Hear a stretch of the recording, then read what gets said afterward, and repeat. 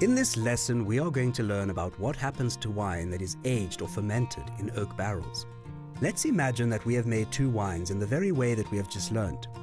Two big tanks, one full of freshly fermented Chardonnay and one of Pinot Noir. We have wine, but it is unfinished. There are a few more steps and choices that need to be made before the wine is ready for bottling. The first is whether the wine is going to be aged in oak barrels. Have you ever wondered why winemakers age their wine in barrels? There are two main reasons. One is flavor, and the other is stability. Oak barrels can give wine some oaky and toasty aromas that add to their complexity. Because wines are added to barrels, and as they are aged, wine evaporates and the barrels need to be topped up, a little bit of oxygen gets mixed up in the wine. This little bit of oxygen does much to stabilize the wine. It deepens the color of red wine and softens the tannins and gets wine ready for bottling. To understand this better, let's take a closer look at barrels. Wooden barrels can come in many different sizes, but the most used size is just over 200 liters, or about 300 bottles of wine. The smaller the barrel, the more effect it will have on the wine, as more wine is in contact with the wood. There are also different types of wood used, but by far the most common is oak. Traditionally, oak from oak trees grown in French forests are used, but American oak is also quite popular. Different types of oak will give different flavors to the wine it is in contact with. French oak gives spicy aromas and a silky texture, while American oak gives aromas of vanilla, cream soda, and coconut. People who make barrels are called coopers, and how they make their barrels will also have an effect on how the final wine tastes. The most important part of barrel making to know about is toasting. The planks of wood used to make barrels need to be heated so that they can be bent into shape. The heating of the wood will burn the inside of the barrel. How much the wood is burnt is normally broken up into heavy, medium, and light toasts. Barrels with a heavier toast will impart flavors of spicy, toasty coffee into the wine, but will give less oak flavor and tannins to the wine because of the charred barrier between the wine and the oak.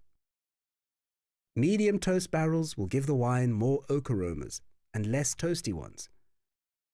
And lighter toasted barrels give the most oak aroma. Finally, the age of the barrel will also make a difference.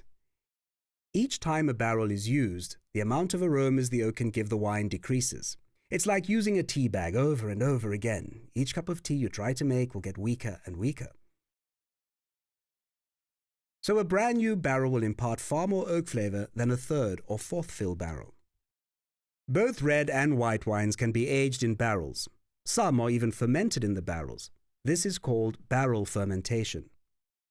As it is quite difficult to get skins and stalks in and out of barrels, red wines that are fermented in barrels are usually pressed before fermentation is complete and are then moved into barrels to finish fermentation. Fermenting wine in barrels creates richer, rounder wines with more pronounced oak flavors. When we look at varieties in detail in the next level, we'll learn about the different ways that barrel aging and fermentation affects each one. Both our Chardonnay and Pinot Noir have finished fermentation, and we have pressed the Pinot Noir and placed this young wine into barrels. There they can remain from anywhere between 6 months to 2 years. If fermentation finishes in a barrel, then there will be lees present as well. The lees is important as it gives white wines a rounder, richer texture. Winemakers will even stir up the lees in the barrel so that the lees has the maximum effect on the wine. This process is called batonnage. As the lees builds up, the wine is racked from one barrel to another, leaving the lees behind until there is no lees left. This process also means that the final wine will be a lot cleaner than when it started. Now the lees-free wines can age in oak, slowly maturing and gaining flavors and textures from the oak. The oxygen that has got into the wine from filling the barrels and racking helps to stabilize the wine. It works with all of those chemicals and odorants that you have learnt about to create a better, more rounded out wine. In the next lesson, we are going to look at the final part of the winemaking process, bottling, and what winemakers can do to prepare their wines to be bottled.